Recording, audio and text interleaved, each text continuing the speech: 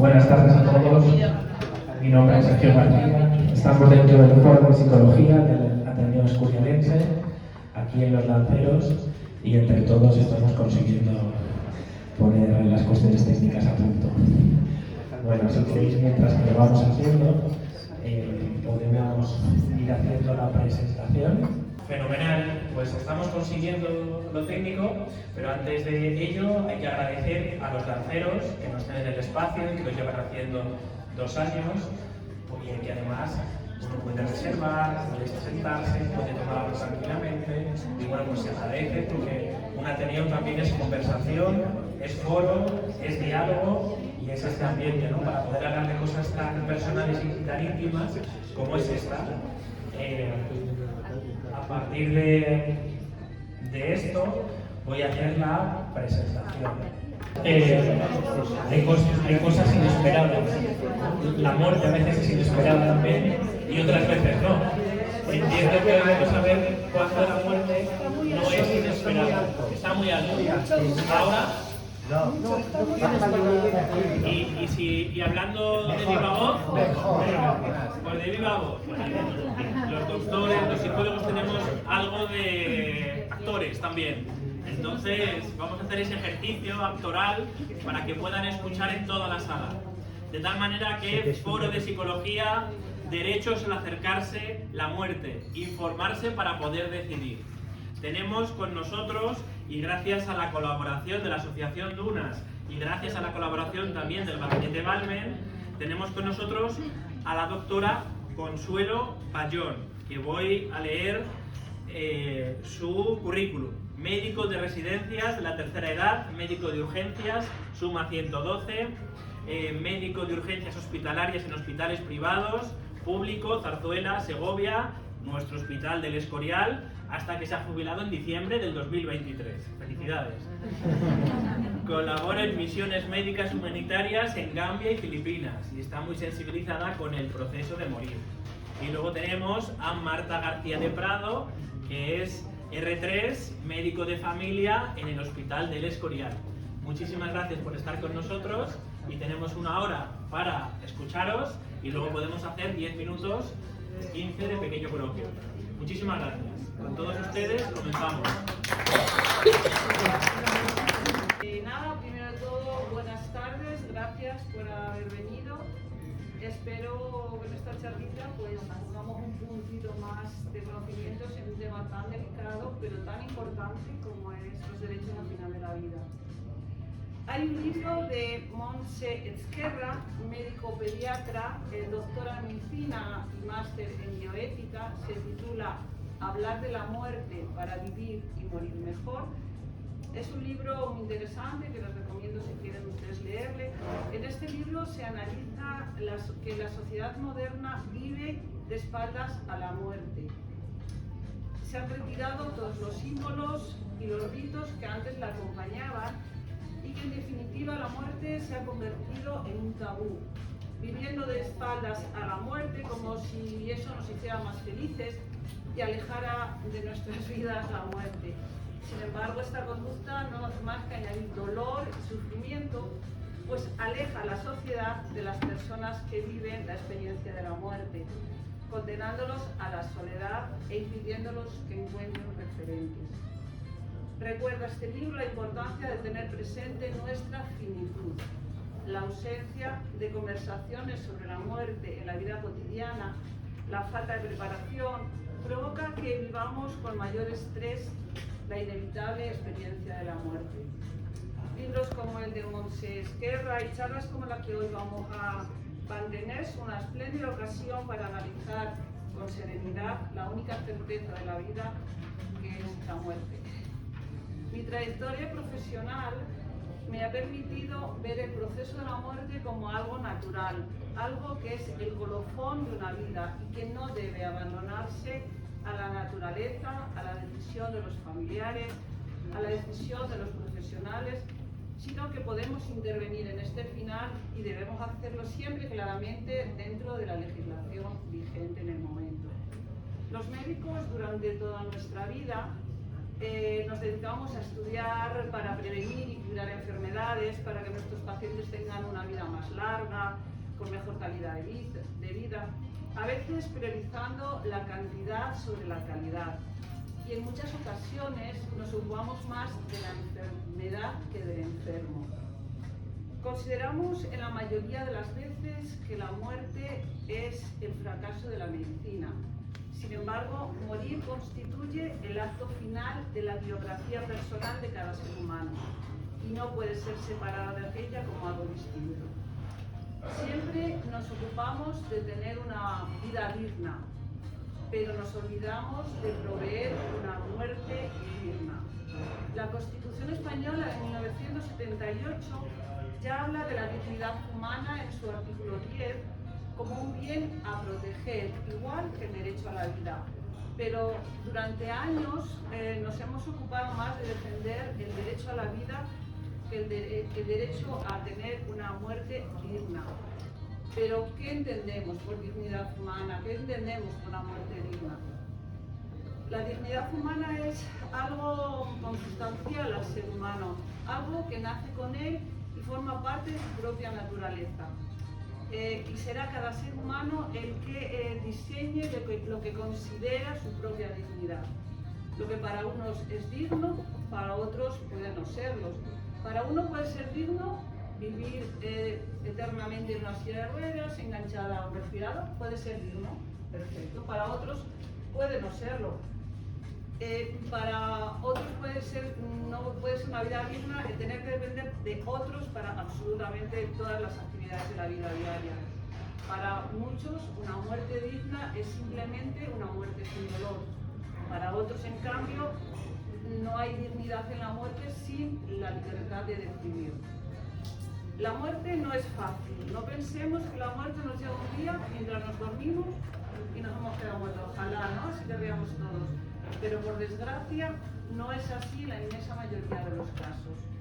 Previa a la muerte existe lo que podríamos denominar un proceso de morir, un deterioro físico casi siempre y en determinadas ocasiones también un deterioro psíquico, un deterioro mental, una incapacidad y no pocas veces mucho sufrimiento para el paciente y para la familia.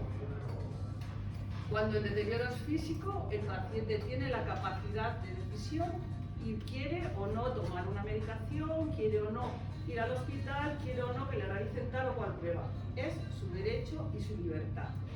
El problema fundamental ocurre cuando el deterioro es mental. Podemos aquí hablar del largo recorrido de las demencias, una medida de los 7 años, o de otras enfermedades neurodegenerativas o los ictus cuando afectan a la comunicación. Al principio será un sufrimiento psicológico, vas notando que vas perdiendo capacidades, que cada vez vas necesitando más de los demás, hasta que llegas a un momento en que necesitas ayuda para todo absolutamente, incluso a veces para respirar.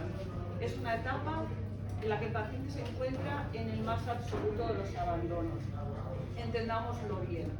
La familia se ocupa en la mayoría de los casos de que esté limpio, de que esté alimentado, de que no tenga dolor, pero nadie se pregunta, ¿es esa la vida que él podría tener? Esta es una pregunta que normalmente nadie se hace y desde luego nadie se atreve a responder. Y así comienza un camino en el que tiene más valor la vida que la dignidad. Nadie quiere tomar decisiones. Los neurólogos o los especialistas pautan medicación que no curan, los médicos de familia tratan las pequeñas infecciones, la neumonía, el catarro, y los familiares se preocupan pues, por la tos, por el catarrito, por la ojera, por tal. Y empieza un camino de idas y vueltas a los hospitales, se le hacen pruebas y más pruebas, se ponen tratamientos, pero nadie realmente se pregunta, estos tratamientos, estos traslados, estos análisis, estas vueltas y vueltas al hospital, ¿le va a mejorar su calidad de vida o simplemente le va a prolongar una vida sin dignidad o sin calidad? La ley 41 del 2002, hace ya 23 años, ¿no? El 14 de noviembre, es una ley que marca un antes y un después en la relación médico-paciente. Antes, el profesional, que era el que sabía de la medicina, pues era el que decía el tratamiento que había que poner y el que no, y estaba hasta el final. Y nadie se cuestionaba que lo que hacía el doctor era perfecto. Pero con esta nueva ley considera que es el paciente el que libre y voluntariamente decide su salud y el trato que quiere recibir. Y todo profesional estamos obligados a respetar esa decisión. Incluso aunque la decisión de dejar de hacer lo que el médico te recomienda, eso te acorte la vida, es tu decisión y el profesional debe respetarlo. Toda intervención en la salud requiere una previa autorización del paciente, que puede, una vez recibida la información adecuada de todo el tratamiento y sus consecuencias, puede negarse o aceptar libremente el tratamiento. Existe la ley 41, su artículo 5, que el titular del derecho a la información es el paciente. Insisto, el paciente, porque muchas veces son los familiares los que quieren manipular y decidir qué es lo que hay que hacer, ¿no? Es el paciente. Y se puede informar a los familiares, por supuesto, si el paciente de forma tácita o expresa pues lo acepta y le parece bien. A raíz de la Ley 41/2002 no debería plantearse el dilema de quién decide sobre la enfermedad del paciente, pues cuando el paciente es cognitivamente competente será él el que decida qué quiere que se haga con su vida: tratar la enfermedad, no tratarla, ir al hospital o no, tener unos cuidados paliativos o solicitar la eutanasia. Es su libertad. El problema radica una vez más cuando el paciente no es capaz de comunicarlo, porque tenemos una demencia, porque tenemos una enfermedad neurodegenerativa que afecta a la comunicación, y en estas ocasiones los profesionales y la familia pues son ellos los que deciden, pero en muchas ocasiones no corresponde con lo que realmente el paciente hubiera querido si hubiera sido capaz de decidir en ese momento. También de que otras veces entre los distintos familiares pues no se ponen de acuerdo, y entonces ahí están unos médicos que a ver a quién te atendemos, al hijo este, el otro, el hermano cual. Por eso es tan importante que sepamos nuestros derechos y los tomamos a prueba. Por eso vamos a hablar hoy, ya no me recuerdo más, de 3 cosas muy importantes. Primero, nosotros estamos sanos, todos estamos sanos, estamos bien. ¿Y qué es lo que podemos hacer en estos momentos? Redactar nuestras instrucciones previas para cuando, si acaso, nos viene la enfermedad y no podemos decidir. Entonces, en este momento vamos a hacer una charla larga sobre las instrucciones previas, o tenemos ya un padecimiento grave, crónico, imposibilitante, o una enfermedad grave, y queremos ya solicitar la eutanasia o los cuidados paliativos. Vale, entonces es un poquito de la charleta, y ahora mi compañera os va a explicar un poco qué son las instrucciones previas. Bueno, aquí esto es una caca porque claro, ya hemos puesto esto con presentación, con animación y todo el rollo, y se ha quedado un poco así. Voy a necesitar que las vayas pasando una a una porque es que lo he intentado poner en presentación y es imposible. Bueno, aquí tenemos algunas noticias que hemos ido recogiendo de lo que vamos a contar un poquito a lo largo de la charla.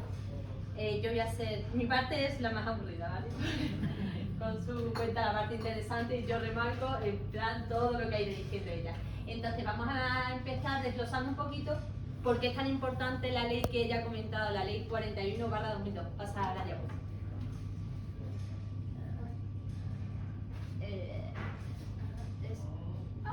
Se ha tragado la... No me acuerdo. Esta es que está aquí. Este se ha movido, cuando la se ha movido. Creo que es esta. La teoría Aquí. nos está fallando. A ver, ¿qué va? Bueno. Esa. La ley 41/2002. ¿Y esta ley cómo sale? Bueno, esta ley sale posterior a la ley 14 de 1986, ¿vale? Donde se derogan el artículo 10 y el artículo 11, que habla de los deberes y los derechos de los pacientes.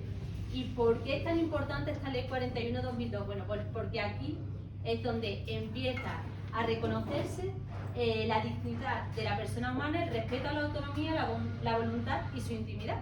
Y luego, que es también súper importante, que como bien ha dicho Consu, en el artículo 3 recoge que el titular de la información es el paciente siempre, y que los profesionales que, bueno, pues, que realizan la asistencia sanitaria sobre el paciente tienen que respetarlo, ¿vale?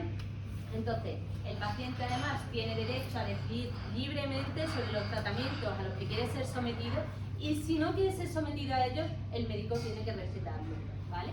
Entonces, Otra de las cosas importantes que ya menciona esta ley, pero que no se aprueba hasta años después, es en el artículo 11 las instrucciones previas. ¿Vale? Entonces, en esta ley ya figuran las instrucciones previas, se definen y prevén la creación del Ministerio de Sanidad que va a llevar a cabo estas instrucciones previas, donde se van a registrar. Vale, pásame la diapo. Entonces, pásame otra. Esta es la introducción de instrucciones previas. No anterior eso. ¿Qué son las instrucciones previas? Bueno, después si no pasaremos hemos impreso unas poquillas porque las veáis y tal, si alguien no las conoce.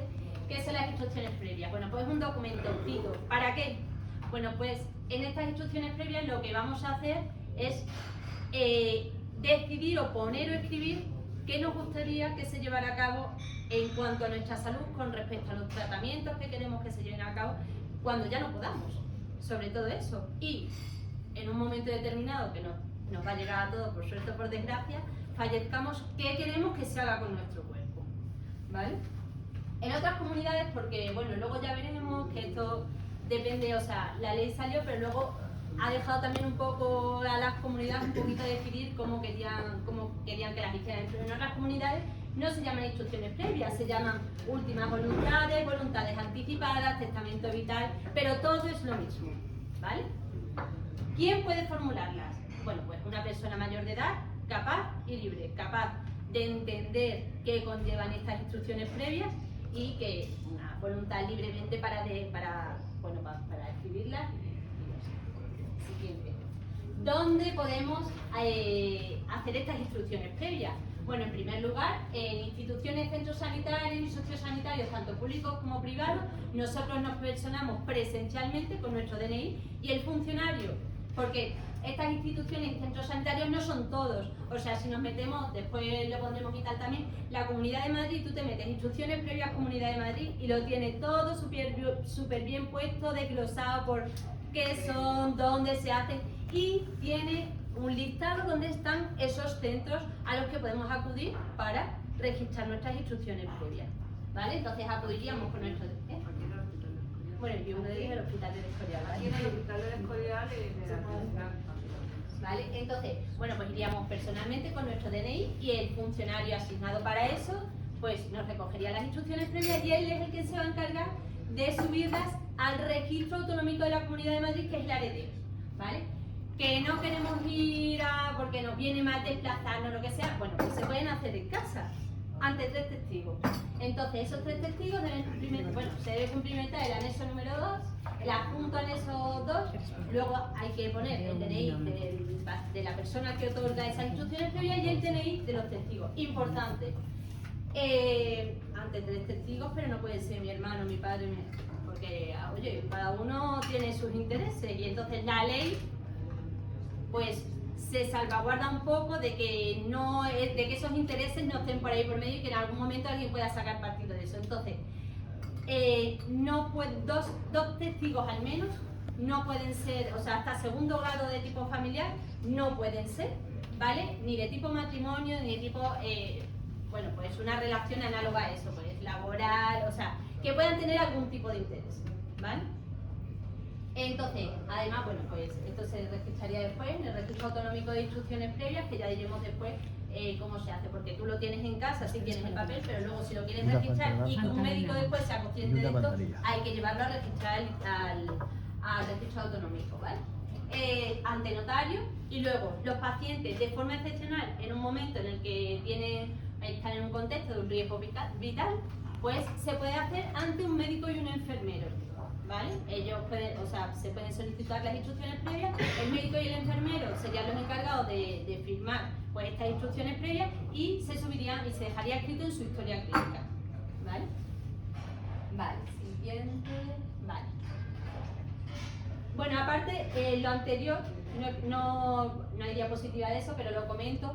Cuando lo hacemos ante 3 testigos, pero queremos que eso quede registrado en el registro autonómico, ¿vale? Se puede hacer de forma telemática, con un documento que pone se hace constar, entonces lo hacemos de forma telemática y luego el funcionario que está asignado para eso lo sube al registro de ARETE, o lo que hemos explicado previamente, el registro autonómico, ¿vale? Y por otro lado, cuando se puede hacer también la inscripción a través de un apoderado. Entonces, esto ya conllevaría dos documentos. Uno de ellos, que tienes que aportar un poder bastante ante un notario, que es el que lo tiene que hacer, y por otro lado, lo que hemos comentado de él, se hace constar previo, ¿vale? Que es el que lo sube el funcionario que está asignado para esto, para las instrucciones previas.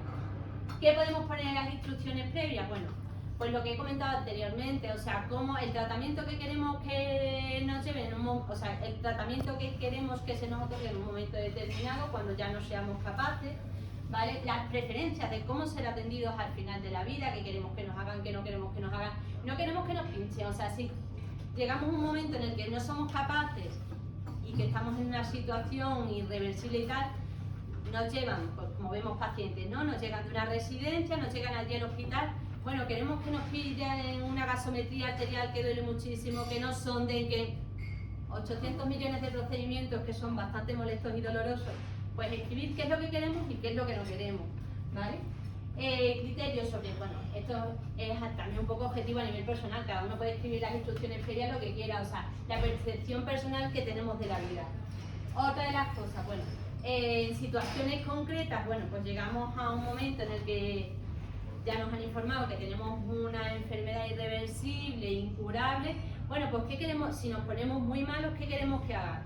Queremos que nos den cuidados paliativos y que, bueno, pues que no, en un momento determinado que estemos controlados de dolor y estemos tranquilos, o queremos seguir que nos hagan procedimientos para seguir alargándonos la vida. Bueno, pues esto aquí en las instrucciones previas podemos ponerlo.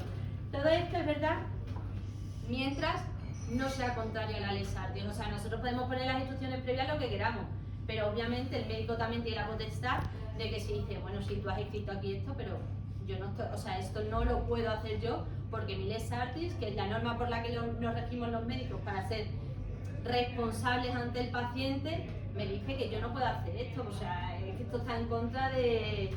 Entonces, eso el médico tiene que dejarlo escrito, o sea, no estoy de acuerdo con esta instrucción previa, porque esto, porque lo otro, tiene que ponerlo todo justificado en la historia clínica del paciente, ¿vale? Porque no ha llevado a cabo esa instrucción previa. Otra de las cosas que podemos decidir, el destino de nuestros órganos o el destino de nuestro cuerpo cuando fallezcamos. Queremos que se done a la ciencia. Bueno, primero, queremos donar los órganos, queremos que esos órganos vayan a la ciencia, queremos que vayan para investigación, queremos que vayan para otra persona. Eso también se decide en las instrucciones previas. Y por último, que esto también lo desarrollaremos posteriormente, la solicitud de prestación de ayuda para morir. Que bueno, que luego Consuelo dirá más adelante que pues desarrollará un poquito de lo que es la eutanasia. ¿Vale? Seguimos. Vale. Y a alguien le puede preocupar que decimos, ostras, yo firmo ahora unas instrucciones previas, a lo mejor en 10 años he cambiado yo de opinión. Y digo, pues yo ahora, pues no sé, ahora quiero vivir, si puedo vivir hasta los 105, 110, aunque esté malísimo, porque yo qué sé, porque bueno, nos cambia la cabeza, lo que sea. Pues y si ahora no lo puedo cambiar, no. Eso se puede cambiar. Mientras seamos capaces de tener y tengamos la cabeza en nuestro sitio, se puede cambiar en cualquier momento. O sea, yo hoy la firmo, mañana la puedo cambiar. Incluso si yo la firmo hoy, llego al hospital porque me encuentro malísimo, pero soy capaz y digo, oye, no, que yo tengo la cabeza en mi sitio y yo esto ahora mismo no quiero que se cumpla. No, pues, estás en tu derecho. O sea, eso se puede. Las instrucciones previas se pueden modificar, sustituir y revocar mientras seamos capaces en cualquier momento de nuestra vida, ¿vale? Y siempre prevalece la capacidad de cada uno mientras estemos, o sea, nuestra palabra contra lo que hemos escrito, ¿vale? ¿Quién es el destinatario de estas instrucciones previas? Bueno, pues sobre todo el médico que presta la asistencia a ese paciente, ¿vale? Y luego, la historia clínica, bueno, lo hemos puesto un poco aquí porque, bueno, pues queda reflejado en nosotros. Cuando un paciente tiene registradas las instrucciones previas, podemos verlo en su historia clínica, ¿vale? ¿Cuáles son los límites de las instrucciones previas? Bueno, lo que he comentado previamente, que no sean contrarias a la ley Sarti, o sea, que no haya ninguna cosa que en un momento determinado el médico diga, pues esto no lo puedo hacer. Y siempre, pues lo que hemos comentado, o sea, cualquier cosa que nosotros no estemos de acuerdo, tenemos que dejarlo reflejado en la historia clínica del paciente. Vale. ¿Por qué debo hacerla? Bueno, esto es un punto importante también. yo ahora, por ejemplo, en mi casa, pues tenemos una situación, mi abuela tiene un Alzheimer súper avanzado. Para la familia, bueno, para todos, es súper difícil dejar ir a un padre, a una madre, aunque ya no estén ahí, porque todos sabemos que cuando vemos a pacientes que están con una demencia súper avanzada, que ya no nos reconocen, y hay pacientes que incluso pues ya ni hablan, porque bueno, pues la demencia pues va siguiendo sus fases y al final pues... Entonces, ¿por qué es importante? Porque ahí dejamos constancia de nuestra voluntad, para que lo sepan nuestros familiares, nuestros amigos, bueno, quien nos acompañe en ese momento. Evitamos la toma de decisiones a los familiares en esos momentos tan complicados y facilitamos a los médicos la toma de decisiones, porque nosotros muchas veces nos vemos ahí en ese, que luego explicaremos también, que nosotros hay límites que decimos, jolín, tenemos que seguir porque hay que pelear por este paciente, porque tal, pero a lo mejor él ha dejado muy claro en sus instrucciones previas que no, o sea, que él ya vive, o sea, que no es necesario, ¿vale? ¿Dónde podemos consultar las instrucciones previas? Bueno, todos tenemos la carpeta de salud de la Comunidad de Madrid, ahí si las hemos registrado aparecen. Para los sanitarios lo tenemos en la historia clínica y también nos podemos meter en el registro autonómico, que es el área de ¿vale? ¿Cómo se rellena? Estaba preguntando. No sé. Es que hemos traído unos modelos para repartirlos y ver cómo se rellenan las instrucciones previas. Sí, pero vamos bien de tiempo. Vamos bien de tiempo. Sí. Podemos intentar clicar a ver si se conecta a la internet. ¿Está conectada a internet con su ordenador? Lo puedo poner. Vale, pues sí, así, pues sí, podemos verlo casi que mejor. Es que quiero comprar.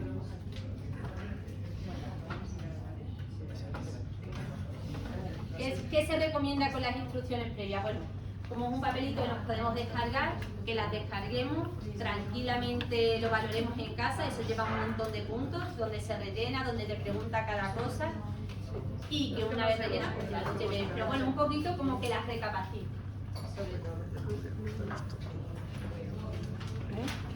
Ah, claro, porque se puede cuando está en presentación.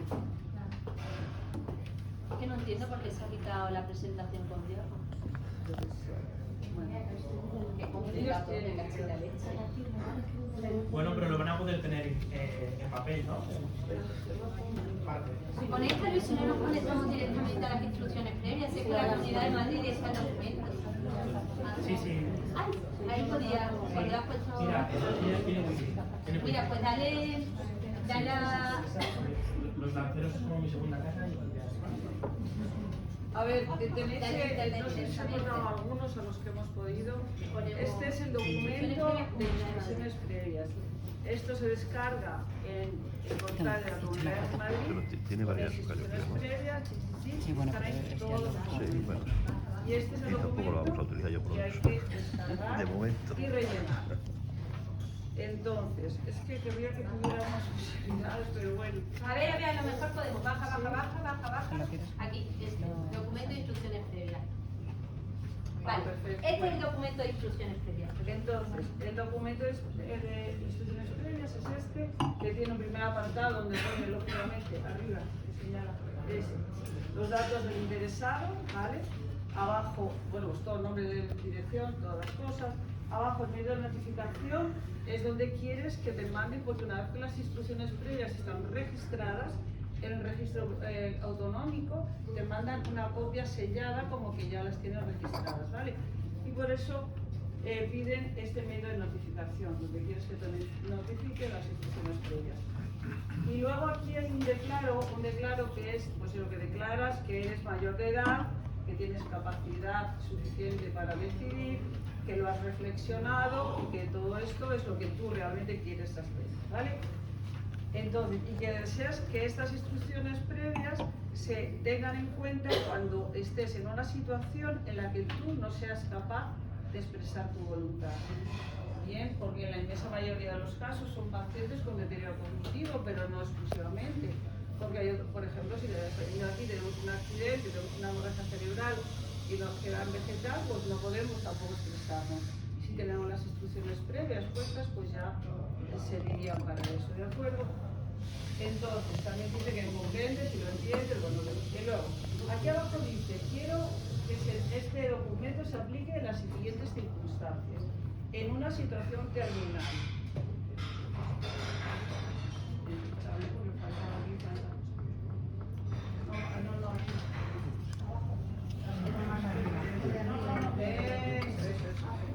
Claro.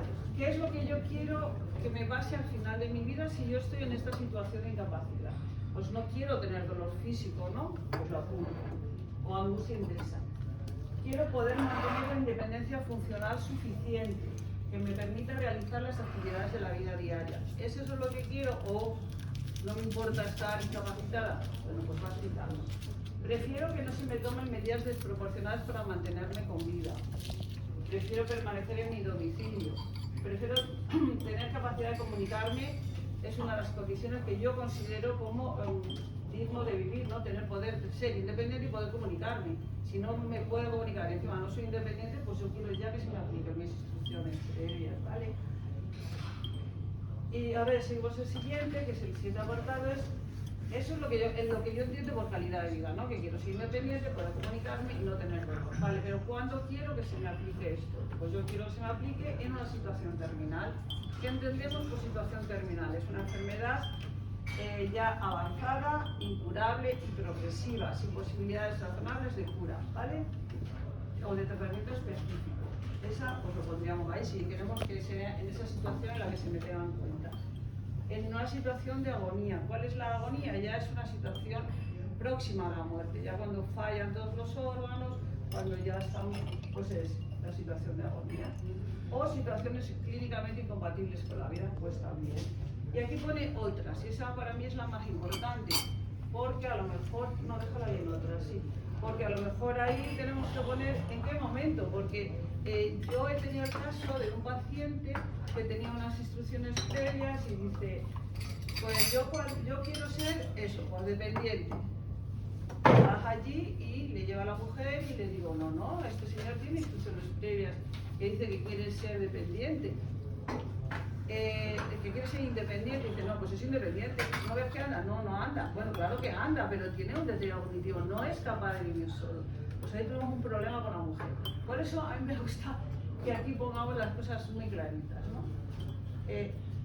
Si yo quiero que se me tenga en cuenta cuando yo tenga tal nivel de deterioro cognitivo que no sea capaz de tal. Luego hay una escala que luego te enseño, la escala se llama el GDS, a ver en qué nivel te parece a ti adecuado que se te apliquen las instrucciones previas. Luego lo vemos. Sigue. Entonces, deseo que se tengan en cuenta las siguientes. No quiero que se me apliquen medidas desproporcionadas.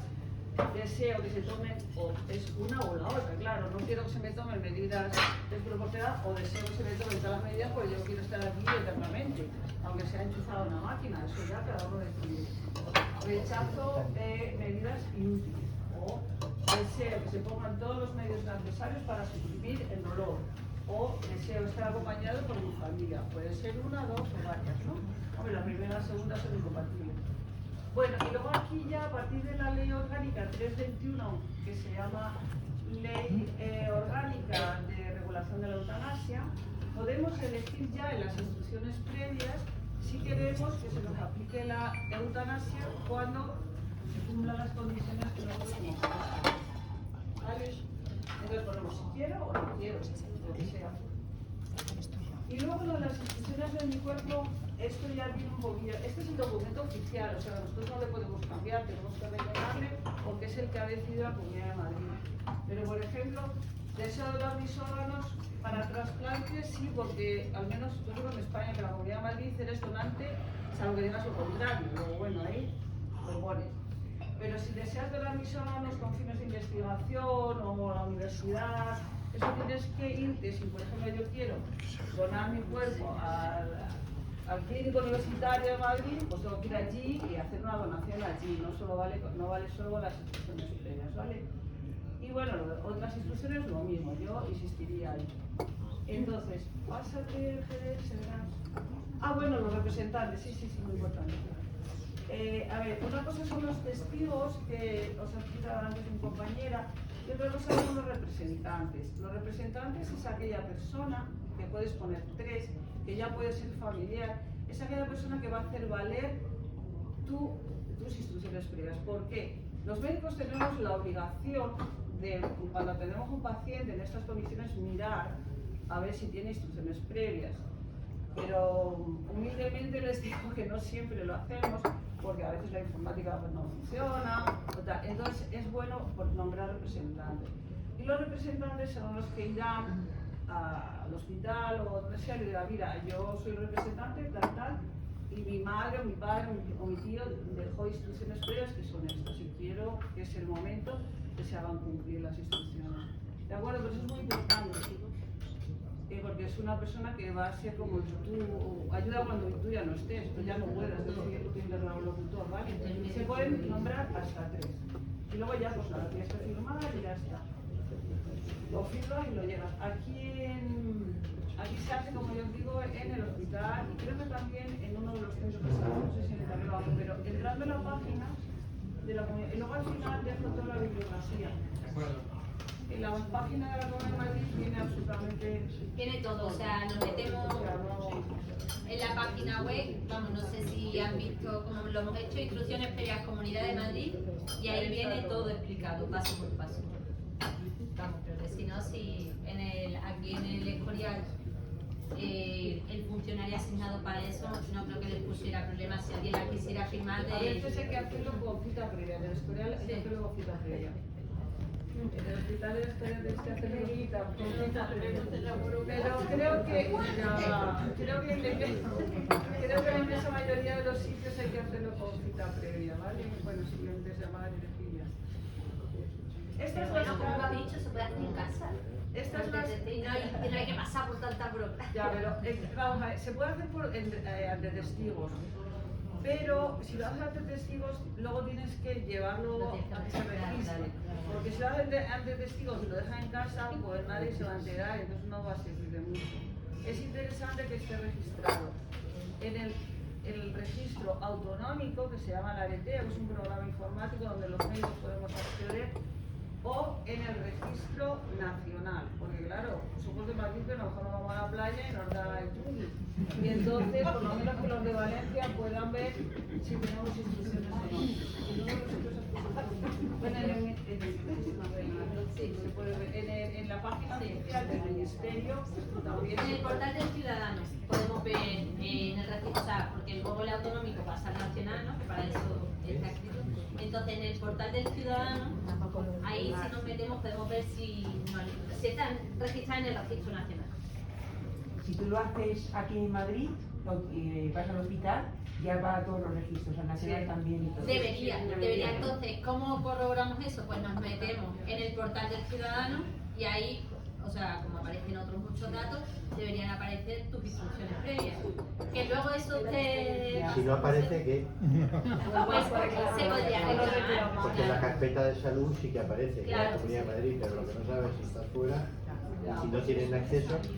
Claro, por eso es bueno pues meterse en el portal del ciudadano y De ver si se han todas pasado maneras, datos. siempre es bueno tener una cerca, porque tu representante, aunque sea en Sevilla, pues puede ir y decir al médico de Sevilla, mira, que mi madre tiene hechas, aunque no estén registradas, hace falta, o sea, para que tengan valor, no tienen que estar registradas. Pero si no están registradas, es más complicado que la gente se entere, sobre todo los profesionales que te van a atender. ¿Vale? Tú vas con el papelito Claro, que tú te vas han con el mandado, que te ya mandan. Y el está. DNI. Porque cuando tú te lo registras, te mandan a tu casa una copia. Esa copia, si tú la llevas, tiene el valor, no hace falta estar en el ordenador, ¿vale? Bueno, esta es la escala GDS, es una idea para que ustedes decidan en qué momento se requiere la comercial. A lo mejor se La puede ampliar. GDS es una escala que desde yo Mi marido, mis hijos, todos. en el que, bueno, más o menos para aclararle al médico en qué momento quiero yo que se me, en qué momento quiero yo que se las instrucciones previas, porque la demencia es un proceso muy largo. La demencia empieza cuando uno pues se pierde en el duelo de toda la vida, pero de ahí hasta que seas absolutamente dependiente pasan muchos años.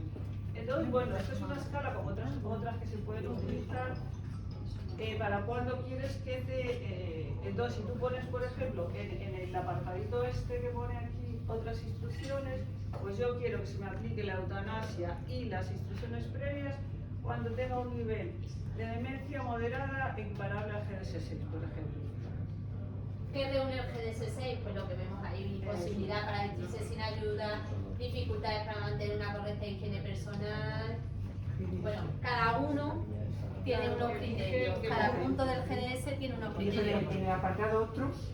Lo pueden poner, en plan, pues quiero que se me apliquen cuando esté en este nivel, que son, o sea, que es una escala Esa oficial. escala no la tienen ahí cuando vayan junto las instrucciones. No, La pero tienes que conocer. Claro.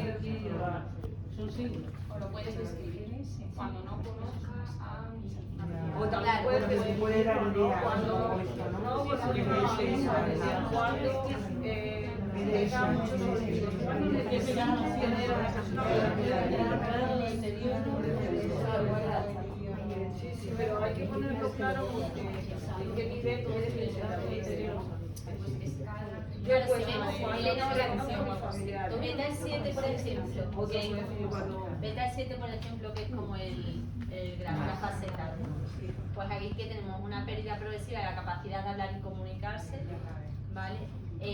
Te ayuda para todas las actividades más básicas, comer, caminar, o sea, cuando ya eres dependiente absolutamente para todo. Luego no se tiene en cuenta en realidad. Luego, si queréis, al final hacemos preguntas sobre las instrucciones previas, ¿vale? Vamos a hacer un poquito de lo que es la eutanasia y otro poquito de paliativa. porque no nos dan. Bueno, pues ¿qué es la eutanasia? La eutanasia etimológicamente se considera o se define como la buena muerte. Es el acto deliberado de dar fin a la vida de una persona producida por voluntad expresa de la propia persona y con el objeto de evitar sufrimiento. ¿Vale? Esa es la definición de la Ley 321 de 24 de marzo.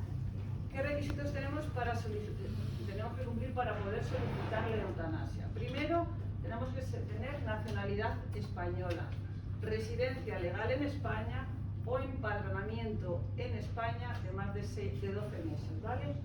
Ser mayor de edad, ser capaz y consciente, disponer por escrito de toda la información sobre el proceso médico que tenemos, la enfermedad nuestra, tener información de las alternativas para esta situación, incluido lo que nos puede ofrecer los cuidados paliativos integrales. Con toda esta información podemos solicitarlo. Y debemos de tener, para poderlo solicitar, padecimiento. Bueno, para poderlo solicitar lo puedes solicitar cuando quieras, pero que no te lo van a conceder. Tienes que tener un padecimiento grave, crónico e imposibilitante o una enfermedad grave e incurable causante de un sufrimiento físico o psíquico intolerable. ¿Vale? Y luego tienes que firmar consentimiento y seguir una tramitación que lo vamos a ver un momentito.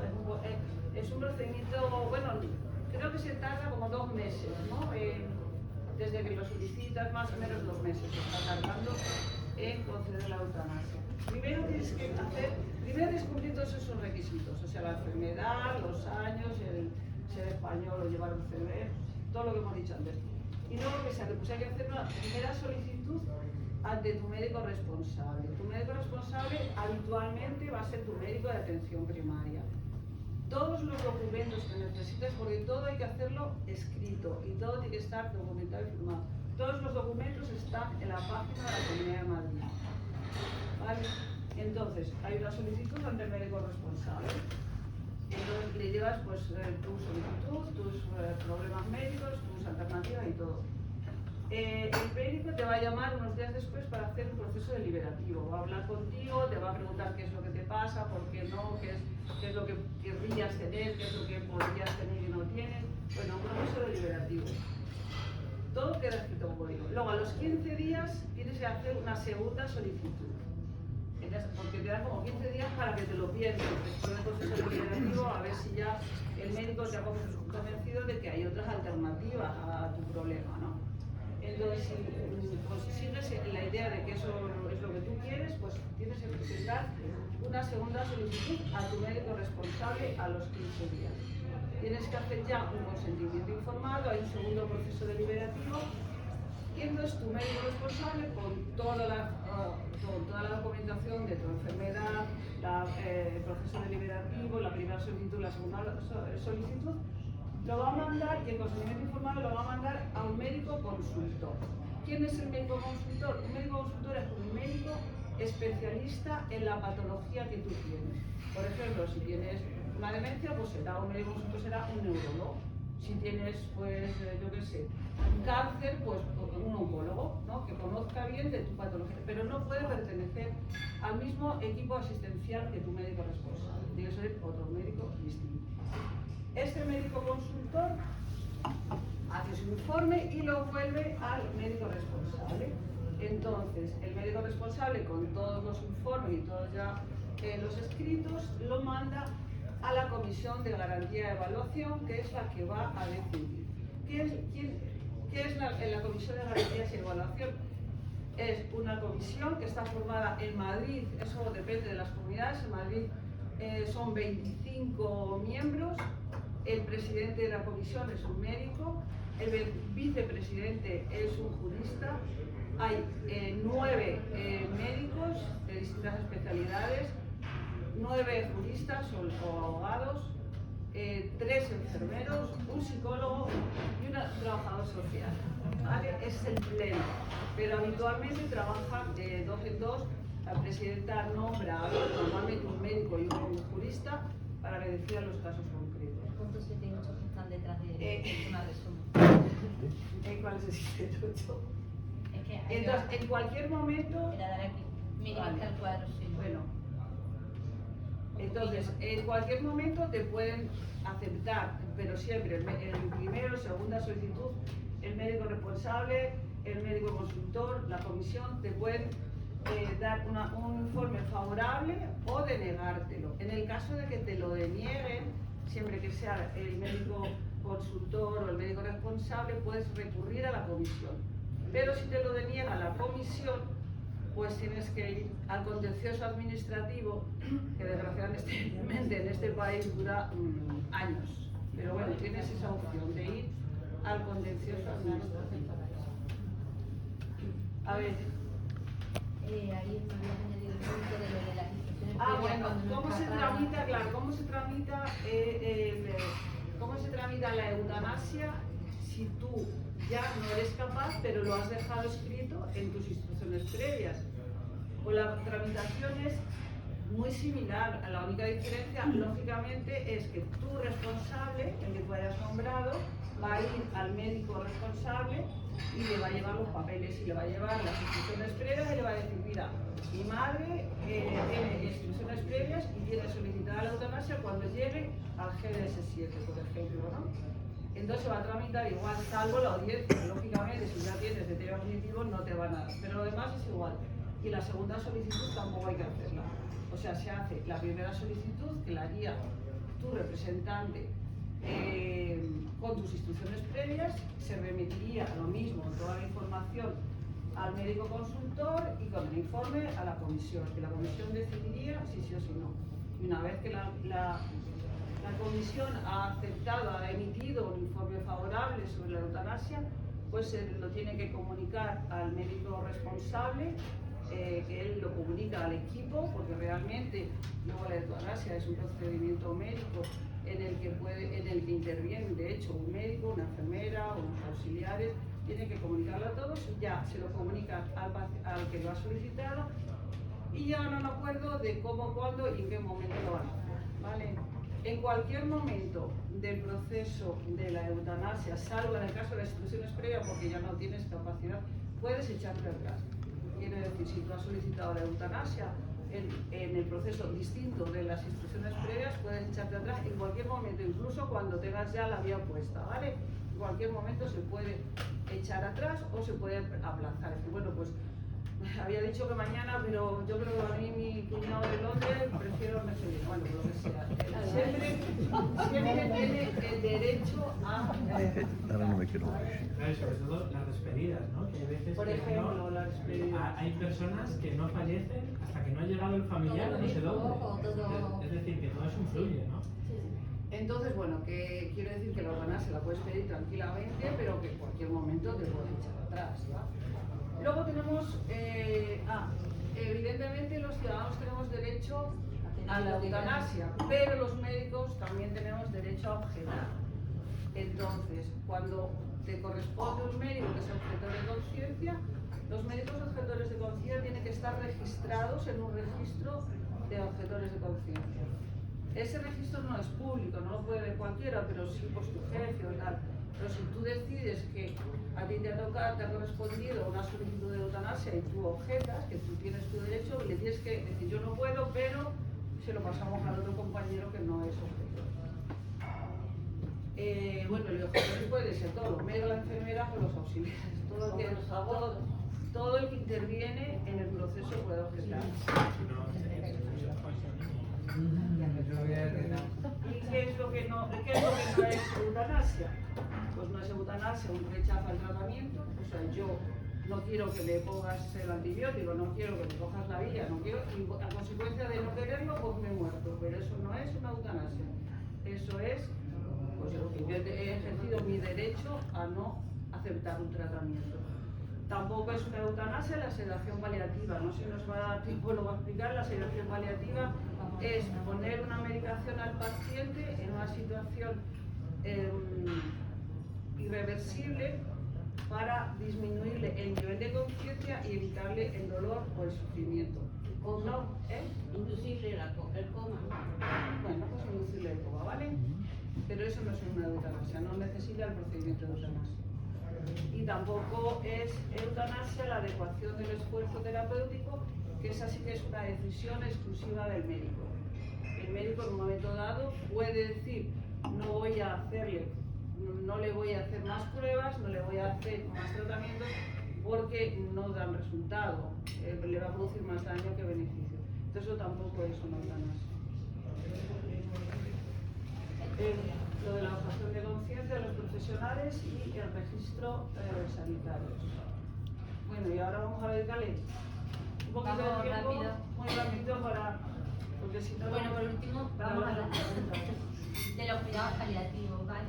Entonces, el último punto que entraba dentro un poco de, pues, de esta ley que el ciudadano puede, en el proceso de morir, puede elegir, aparte de la eutanasia, que ya ha comentado Consuelo, pues los cuidados paliativos. Esto se recoge en el BOE 23 de junio de 2017 de la Comunidad de Madrid dentro de los derechos y garantías de las personas en el proceso de morir. Entonces ahora viene esta parte súper coñazo que son todas las definiciones que recoge la ley de cómo la calidad de vida, cómo entiende la ley la calidad de vida. Yo creo que mejor esto lo pasamos. Sí, porque no va El consentimiento informado en el proceso de morir, que ya hemos explicado previamente, los cuidados paliativos, que lo explicaremos ahora, el documento de instrucciones previas, que ya lo hemos hablado previamente, la planificación anticipada de la atención, que es que el acuerdo al que llega el paciente con el médico de qué quiere que se haga en el futuro, con el paciente, o sea, con el médico y con el enfermero y los sanitarios que están a su cargo, ¿vale? La adecuación del esfuerzo terapéutico, que es lo que ha explicado Consuelo, que es en un momento determinado el médico decide que ya es suficiente de martirizar al paciente, entonces se retira, ajusta, o no se instaura un tratamiento porque el médico se da cuenta que ese tratamiento ya no le va a hacer nada. Y esto está considerado una buena práctica clínica dentro de los médicos, a diferencia de la asignación terapéutica, que es cuando instauramos tratamiento a un paciente que sabemos que ese tratamiento ya no le va a hacer efecto. El límite ahí es muy...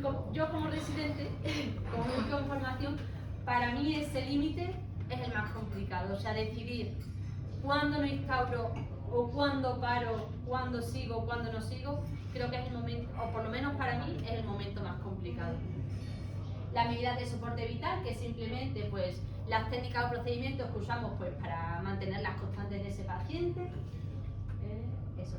Luego el proceso de morir, ¿vale? La sedación paliativa, que también ha explicado Consuelo, que es la administración de fármacos para, bueno, ahora lo veremos también en un poco ya en la definición de cuidados paliativos, ¿vale? Cuidados paliativos, lo que he dicho, se recoge ya en la Ley 4/2017 de la Comunidad Autónoma de Madrid, en los derechos y garantías de las personas en el proceso de morir, y es el conjunto de acciones dirigidas al cuidado integral de un paciente que está con una enfermedad que ya no responde al tratamiento curativo. ¿Qué es lo más importante en los cuidados paliativos? Bueno, pues el control del dolor y de otros síntomas, así como de los problemas psicológicos, sociales y espirituales, pero no solo del paciente, sino de todo el entorno que le rodea, de la familia, bueno, y un poco pues, todas las personas que le rodean. ¿A quiénes están dirigidos? Pues a todos los pacientes con enfermedades crónicas avanzadas, progresivas e incurables, que limitan la vida pues, generando pues, un intenso impacto tanto en la familia como en el paciente. Donde los adultos, por un lado, ¿y qué patologías tenemos que requieren normalmente cuidados paliativos? Bueno, la enfermedad oncológica, eso era conocido, ¿no? Insuficiencias orgánicas, cardíacas, renales, o sea, hay veces que tenemos miocardiopatías muy pasadas que dificultan que el paciente pueda salir a la calle porque se asfixia, porque da un paso y es una sensación súper angustiante, o sea, el no poder, es que te falta el aire solo de levantarte de la cama. Ahí también se aplican cuidados paliativos. Las demencias, las esclerosis laterales amiotróficas. Yo roté en paliativos en diciembre y me pareció que hacen un trabajo brutal. O sea, bueno, ahora sigo explicando. Otras enfermedades degenerativas, enfermedades vasculares y luego no olvidar a los pacientes pediátricos que, bueno, pues por suerte es una minoría dentro de la gran población de los adultos, pero que también hay que tenerlos en cuenta en cuidados paliativos, tanto a ellos como a las familias. ¿Qué pretenden? Bueno, pues lo que hemos dicho, ¿no? Calidad de vida, confort, alivio del sufrimiento, acompañamiento, tanto del paciente como de la familia y cuidado de todo el entorno. ¿Cómo lo hacen? Pues con el control de síntomas, la comunicación con la familia y con el paciente. Se habla mucho, o sea, cuando se activan los cuidados paliativos, normalmente un equipo de cuidado paliativo depende, ahora explicaré también, porque tú puedes decidir que quieres recibir los cuidados paliativos en tu casa, un equipo de cuidados paliativos va a tu casa a verte y bueno, pues deciden un poco cómo quieres, pues lo que hemos dicho, la planificación futura, ¿vale? Se establece un plan de cuidados paliativos, ¿de acuerdo?, entre el paciente y la familia, se informa de los recursos que tiene la Comunidad de Madrid para estos casos y se activa un protocolo de duelo, que bueno, pues lleva a un psicólogo, pues todo el personal integrado pues en un protocolo de duelo. Esto es una imagen que vi, bueno, en internet que me gustó de un árbol que reúne pues, un poco lo que hacen los cuidados paliativos, la atención de pacientes, lo que explica un poco las diapositivas previas, en enfermedades mortales, puede prestarse en casa, en centros de salud, en hospitales, mejora la calidad de vida, son beneficiosos para el sistema de salud porque evitan muchísimos ingresos, o sea, hay pacientes que dicen, están ya pues en los últimos momentos de su vida, ahora pues vienen las gripes, tal, te viene un familiar a ver, cogen esa gripe, se ponen malísimos con una neumonía, es que yo no quiero que me lleven al hospital, quiero quedarme aquí en casa. Quiero que en los últimos momentos, o sea, no quiero que me estén llegando, que tal, todo ese trastorno, una ambulancia para acá, para allá, toda esa incomodidad, quiero quedarme en casa. Pues eso, los cuidados paliativos lo llevan a cabo. Alivian el sufrimiento físico, social y espiritual y pueden ser prestados por muchos tipos de profesionales. ¿Qué recursos tenemos? Vale, bueno, aquí es según la complejidad que tenga el paciente, porque tenemos muchos, o sea, hay muchos tipos de pacientes en cuidados paliativos, entonces normalmente los lleva el médico de atención primaria en conjunto con los médicos de la atención de cuidados paliativos, ¿vale? Si luego se presenta una situación urgente, está el SUMA y otro de los recursos que hay es la unidad de atención paliativa continuada, que es el PAL 24. Esto, cuando yo estaba en la rotación, es una cosa que cuando el equipo de paliativos va a casa a un paciente o tal, se le informa sobre los recursos que hay. Esta unidad de cuidados paliativos está los 365 días del año, 24 horas. O sea, una familia llama, oye, mira, estoy súper agobiado porque a mi padre le está costando respirar, no sé qué medicación ponerle, porque paliativos te deja allí, te explica. Mira, te dejo tal medicación, se la pones en tal momento, esto, se lo pones en tal momento, pero claro, podemos ser, o sea, todos nos pasa, no eres sanitario, tal, pues te llega un momento de agobio, oye, mira, que parece que está ahí con, que le cueste tal, pues mira, ese momento de agobio tú llamas, oye, mira, tengo este problema, ellos están, mira, ponle esto, ponle tal, ponle no sé cuánto. Y luego también tenemos, que hay gente que dice, mira, esto a mí se me hace bola en casa, entonces en el ámbito hospitalario también hay profesionales que se dedican a los cuidados paliativos bueno, y en situaciones complejas, bueno, pues los equipos que hemos dicho. Pásame la diapositiva, bueno, pues, vale, ¿puedes minimizar esta diapositiva? Es un poquillo, porque hay, está quitada, vale, quítala. Vale, bueno, porque una de las noticias que vimos buscando, bueno, para preparar la presentación fue ¿por qué cuidados paliativos?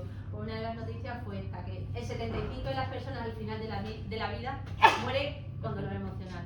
O sea, cuando podemos evitar esto, habiendo recursos, nos gustaría que hubiera más recursos, pero bueno, habiéndolo, qué necesidad de llegar al final de tu vida después de haber tenido una vida súper estupenda con dolor.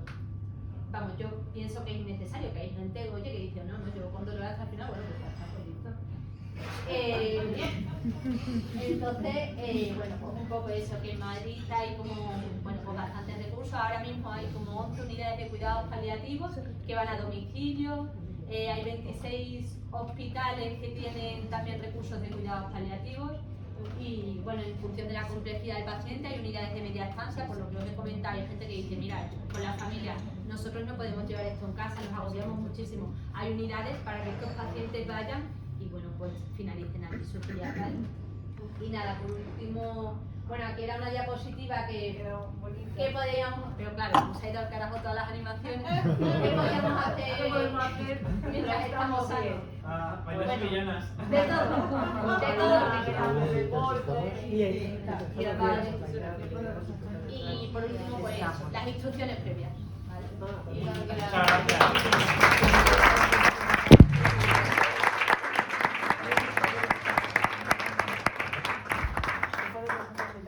Es una cosa muy útil, muy necesaria.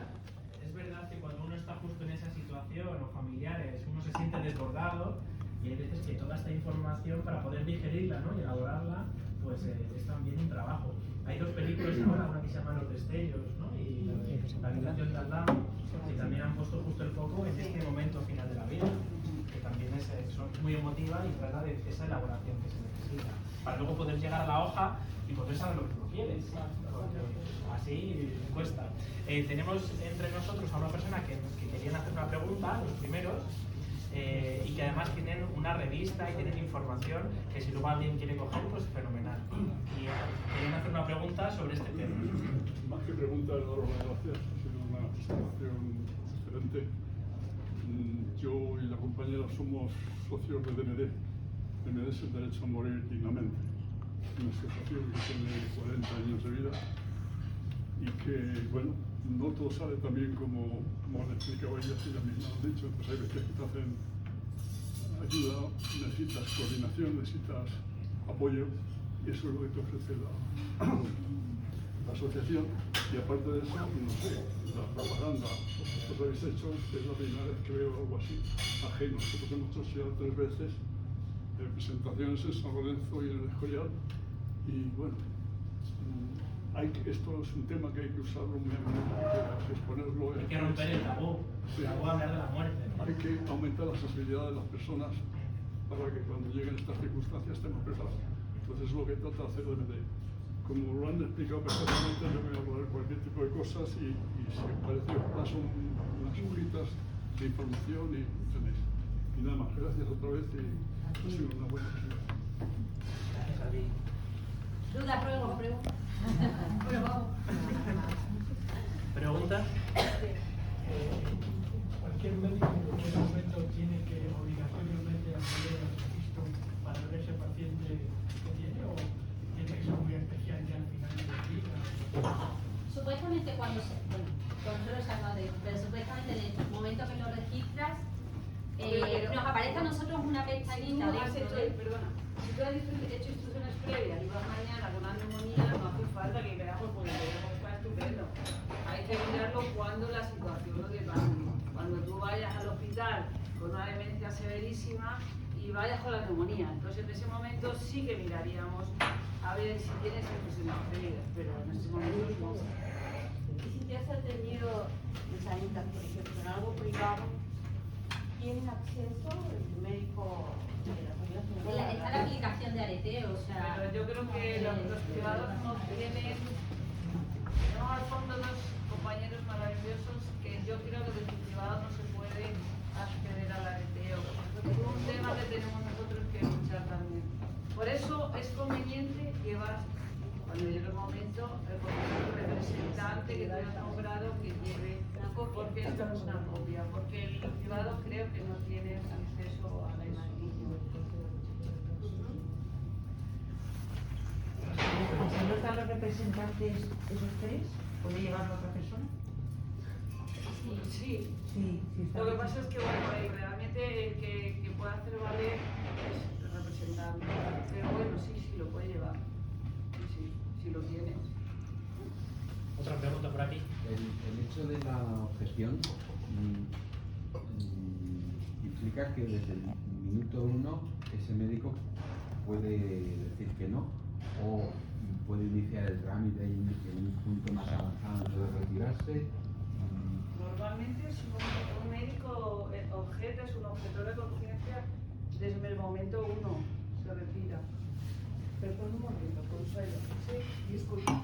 Pero el médico, sea objetor o no, tiene la obligación de recoger la solicitud de eutanasia. Eso es lo que me refería más a eso. Aunque sea sí. objetor, Lo puede el recoger, médico sí. tiene obligación de recoger esa solicitud por escrito. El paciente la debe llevar por escrito.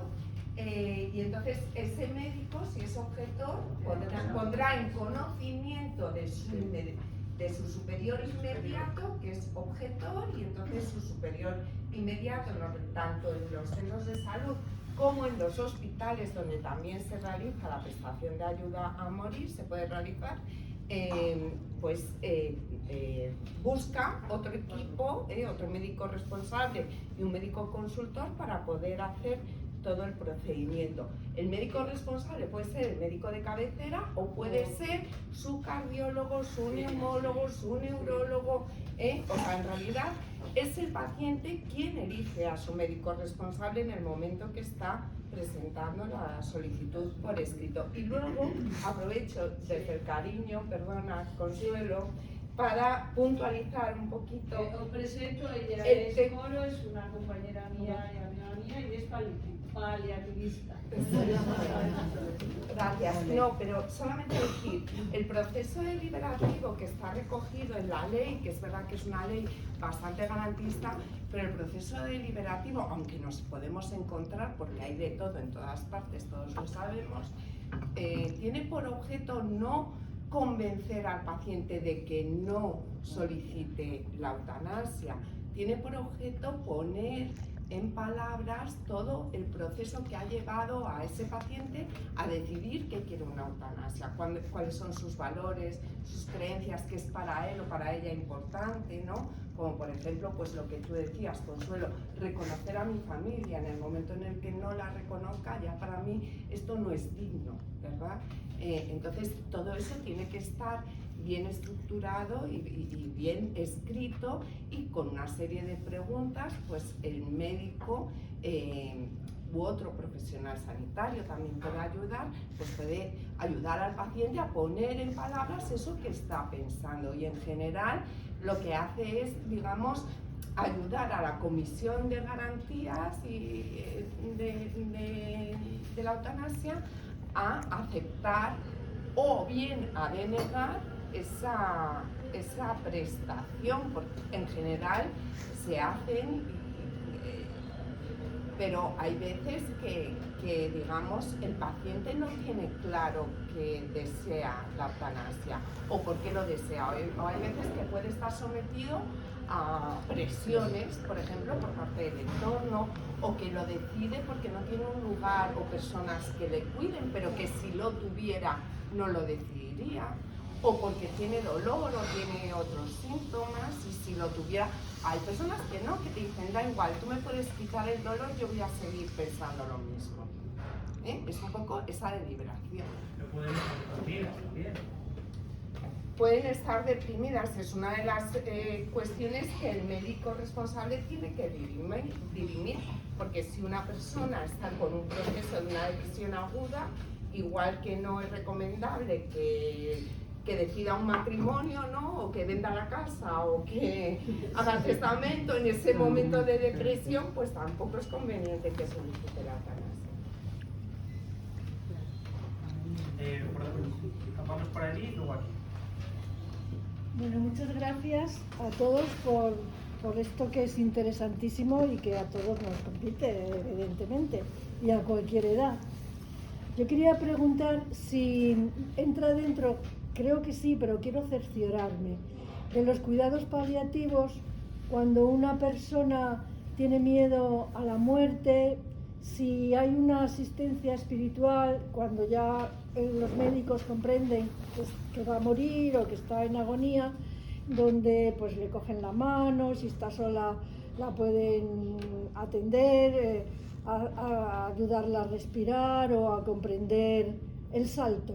¿Eso está dentro de los cuidados paliativos y hay asistencia para eso? Bueno, no hablo de religiosa ni de un sacerdote, hablo espiritualmente, como para abierto, ¿no? Abierto a...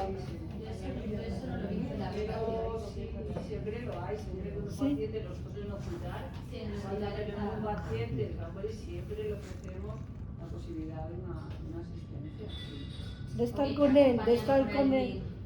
Que a él le apetezca, o que le dé esa paz que necesita en los últimos momentos. Sí, eso no, también se pero puede poner en las gente instrucciones. especializada que para, espiritualmente, para dar el salto a la otra dimensión.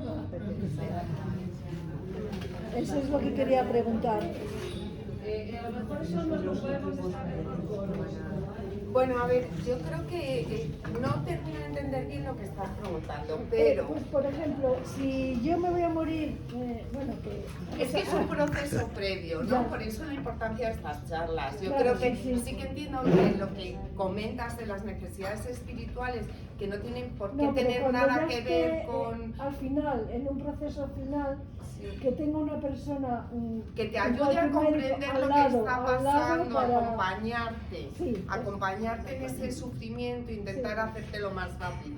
Sí, pero no hay una persona especializada en eso. Somos los médicos, son las enfermeras, son los auxiliares de enfermería, es tu vecina que te va a visitar y te lleva el pan, o es de una confesión religiosa, lo mismo si eres ortodoxo que si eres musulmán, o sea, es todo el mundo, la espiritualidad va mucho más allá, ¿no? Es tu compañera de salir, de hacer senderismo. Claro. Hay muchos voluntarios. Sí, pero también. como hay vídeos que hay médicos que refuerzan ese momento... Hombre, todos los que nos dedicamos a eso lo hacemos. Otra pregunta por aquí. Y vamos acabando.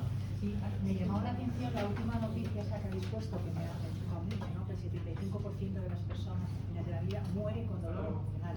Por eso los paliativos. No entiendo muy bien por qué, porque mueren con dolor emocional, supongo que también físico, etc. Claro, ¿no? o sea, es un poco englobar todo el dolor. O sea que... Sí. Por otro lado, el tema de la eutanasia en España, ¿habéis hecho algún tipo de comparativa con otros países y que la eutanasia sea,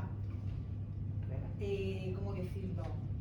Que contemple más derechos individuales, quiero decir. En España es una eutanasia muy garantista, ¿eh? Es de los países que más garantistas son. Sí. Yo no he hecho un estudio comparativo. Pero sí que sé que es una ley muy garantista. ¿A qué te refieres con garantista? Pues dale tú todos los pasos. O sea que hay que dar muchos pasos para que te lo pienses, te lo repienses. Sí. Porque yo he oído pues como que pues, esta es una cosa así como un poco de casi un negocio, ¿no? Van allí, no te preguntan nada ni te hacen nada. En España tiene todas estas garantías. No, me refiero que, a ver, no me quiero pasar de vuelta, ¿no? Pero en algún momento pienso, es un derecho de la persona que ella decida sobre su vida. Yo no sé si otros países ahí están como más avanzados en eso o no. Quiero decir, aquí hay que pasar por toda una serie de procesos que Además se lo pueden denegar. pero una persona que esté deprimida otros no países- quiere morirse y dice, no, como está deprimida, no sé si me explico. Sí, el problema está en cuando se respeta, con respecto a la voluntad de la persona, la verdadera voluntad de una persona a la hora de vivir, y aunque no tengas una enfermedad que sea que a 3 meses te vas a morir o a 6 meses. Sí, pero en principio en En España... España no se es tan teníamos una ley. garantista que muchas veces la garantía limita el verdadero ejercicio a la libertad de tomar la decisión que quieres hacer con tu vida. Es decir, hay una diferencia sustancial entre lo que prevé la ley y lo que es un suicidio asistido, ¿no? Que podría ser, porque tú en Suiza puedes ir y decir, oye, mira, yo tengo esta enfermedad o estoy deprimido, quiero poner fin a mi vida y no tengo por qué someterme al criterio de un comité técnico que decida si yo tengo o no tengo derecho a poner fin a mi vida. Y eso es lo que estabas planteando. Al final estamos en los límites. Si lo ves en positivo y dices que llevamos pocos años, antes no había, ahora hay una ley, bueno, pues se ha avanzado. hay gente, claro, yo he visto gente que está hablando ya de la eutanasia por vida vivida. Es decir, yo tengo 70 años, estoy estupendo, pero yo ya no quiero vivir porque ya lo he hecho todo en la vida. Bueno, pues eso en España todavía no es posible. Ahí está el suicidio. Vaya, ya es. Pero la eutanasia no está contemplada en cualquier condición en España en este momento. Sí, pero lo que no tenemos claro es cuáles son los límites, porque se habla de sufrimiento físico, imposibilidad o sufrimiento psicológico. ¿Quién determina el umbral de cuando una persona es paralítico, tetrapléjico, lo de mar adentro? O sea, te pongo un ejemplo. Lo de mar adentro, ¿estaría permitido con la presente ley de eutanasia? Yo no sé cómo es el mar adentro. La película esta de Javier Bardem, que es una persona que se queda tetrapléjica y decide, y hay una persona que le ayuda a morir. La pregunta es, una persona tetrapléjica que no quiere vivir, ¿la ley actual contempla la posibilidad de tomar la decisión con autonomía de la voluntad para que por circunstancias, con imposibilidad de hacer una vida normal, pueda Yo creo que sí, de hecho se están realizando eutanasias en ese... Sí, aunque no tengas un riesgo de morir, porque hay tetrapléjicos y dicen, es que tú puedes vivir 3 años más. No. Pero no quieres. A través del proceso deliberativo, la valoración tanto del médico responsable como del médico consultor, que en la valoración del médico responsable y del médico consultor y en el proceso deliberativo hay que valorar y constatar que existe un sufrimiento irreversible. Si no es así, si es así,